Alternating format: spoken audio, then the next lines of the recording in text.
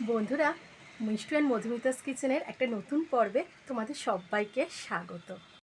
বন্ধুরা, আজকের রেসিপি হলো একদম শীতকালীন সমস্ত সবজি দিয়ে ভীষণ পুষ্টিগুণে ভরপুর ঘন্ট। ঠিক সাবেকি স্বাদে মা দিদিমারা বা ঠাকুমারা যেরমভাবে করতো সেই কিছু স্পেশাল মশলা অ্যাড করেছি বন্ধুরা এই ঘন্টে। এই ঘন্ট কিন্তু শুকনো ভাতে, গরম ভাতে শুকনো সামনের পাতে জাস্ট জমে যায়। ভীষণ সাবেকি এই রান্নাটা, প্রায় বিলুপ্ত। তো চলো বন্ধুরা, আমার সাথে থেকো রান্নাটাতে কী কী স্পেশাল মশলা অ্যাড করছি যাতে একদম ঠাকুমা দিদিমাদের হাতের স্বাদ এসে যাচ্ছে। আমার পাশে থেকো, ভিডিওটা স্কিপ না করে দেখার অনুরোধ রইল। বন্ধুরা, আজকে শীতকালীন সবজি দিয়ে একটা ঘন্ট বানিয়ে দেখাবো। এর মধ্যে শিম, আলু, মূলো, পালং শাক ধুয়ে আর কড়াইশুঁটি ধুয়ে ডুমো ডুমো করে কেটে নিয়েছি, কড়াইশুঁটিও ছায় নিয়েছি, আর একটা বেগুন ডুমো ডুমো করে মাঝারি সাইজের কেটে নিয়েছি। কড়াই বসিয়ে প্রথমেই বড়িগুলোকে আমি ভেজে নিলাম। ভেজে নিয়ে এবার তুলে নেব। কড়াইতে আবারও তেল দিয়ে তেজপাতা, শুকনো লঙ্কা আর 1 স্পুন জিরে দিলাম। অল্প হিং অ্যাড করে দেবো তেলের ফোড়নে।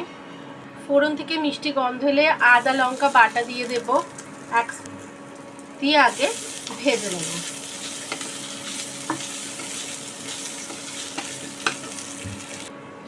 এই সময় হলুদ গুঁড়ো দিয়ে দিলাম, চিনি রঙের জন্য আর স্বাদ ব্যালেন্সের জন্য, পরিমাণ মতো লঙ্কা গুঁড়ো, ঝালটা তোমরা তোমাদের পছন্দের মতো দেবে। এবার একটু মশলা যাতে পুড়ে না যায় অল্প জল দিয়ে দেব, দিয়ে ভালো করে মশলার কাঁচা গন্ধ যাওয়া পর্যন্ত কষিয়ে নেব। খুব সিম্পল রান্না, যে কেউ বানাতে পারবে, কিন্তু স্বাদ হয় অসাধারণ আর পুষ্টিগুণে ভরপুর এই রান্নাটা। বন্ধুরা, এরকম রান্না যদি তোমরা দেখতে চাও, আমার সাথে থাকতে চাও, তাহলে কিন্তু আমার চ্যানেলটাকে প্লিজ সাবস্ক্রাইব করে নেবে। আর দেখতে দেখতে পাশে থাকা লাইক চিহ্নটাকে একবার প্লিজ বটনটা প্রেস করে নাও, তোমরা কিন্তু লাইক দিতে ভুলে যাও। বন্ধুরা দেখো, মশলা থেকে তেল ছেড়ে এসছে। ঠিক এই সময় আলু, শিম, ডুমো করে কেটে রাখা মূলো অ্যাড করে দিয়ে খুব ভালো করে মশলার সাথে কষিয়ে নেব এবং একটু ভাজা ভাজার মতো, মানে একটু কষিয়ে নেব।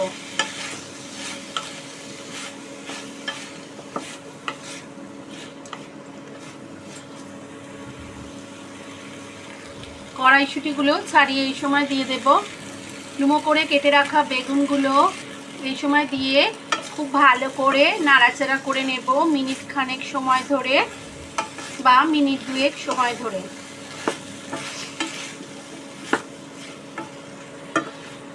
এই সময় নাড়তে নাড়তে পরিমাণ মতো নুন দিয়ে দেব, দিয়ে আবারও কষিয়ে নেব।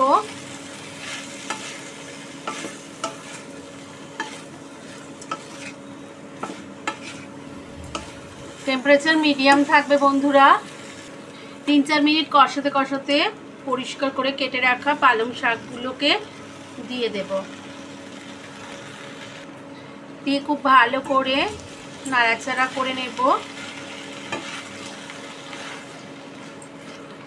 কিছুক্ষণ নাড়াচাড়া করার পর ঢাকা দিয়ে একটু রেখে দেব মিনিট 5। ফিরে এলাম 5 মিনিট পর। বন্ধুরা দেখো, এখন পরিমাণে অনেকটাই কমে গেছে, আর এই যে জলটা বেরিয়েছিল সেই জলটাও প্রায় শুকিয়ে এসছে। যতক্ষণ না শুকোবে জলটা, ততক্ষণ আমরা নাড়াচাড়া করে জলটা শুকিয়ে নেব পালং শাকের। এতে কিন্তু তরকারির খুব ভালো স্বাদ হয়। জল শুকিয়ে এলে পরিমাণ মতো উষ্ণ গরম জল, বেশি দেওয়ার দরকার নেই কারণ এটা মাখো মাখো হয়, ঢাকা দিয়ে দেব আর মিনিট 10-12 রান্না করে নেব মিডিয়াম ফ্লেমে। ফিরে এলাম মিনিট 10 পর। দেখো বন্ধুরা, অল্পই জল দিয়েছিলাম, কিন্তু সমস্ত সবজি থেকে জল বেরিয়ে নুন মিষ্টির জল হয়ে কতটা হয়েছে। এটা কিন্তু একটু শুকনো শুকনো হয়, মাখো মাখো হয়, তাই জন্য জলটা শুকনো হওয়ার অপেক্ষা করব। আর সেই সময় আমরা কিছু স্পেশাল জিনিস অ্যাড করে দেবো। এর স্বাদ যাতে একদমই খাওয়ার সময় পুরনো দিনের সাবেকি স্বাদ বা মা দিদিমার ঠাকুমার হাতের স্বাদ হয়, তাই জন্য একটু গরম মশলা গুঁড়ো 1/2 স্পুন অ্যাড করলাম। জিরে ভাজা গুঁড়ো এই লাস্ট মোমেন্টেই 2 স্পুন অ্যাড করলাম। গরম মশলার জিরে ভাজা গুঁড়োর অ্যাড করার ফলে কিন্তু খুব দারুণ একটা স্বাদ এনে দেয়, একটা মাত্রা এনে দেয়, যেটা পালং শাকের অন্য তরকারির মধ্যে আমরা পাবো না। আরও মিনিট 5 পরে বন্ধুরা দেখো একদমই জলটা শুকিয়ে এসছে। সেই সময় আমি এই যে বড়িটা ভেজে রেখেছিলাম সেটা গুঁড়ো করে নিয়েছি, সেটা কিন্তু ছড়িয়ে দেব।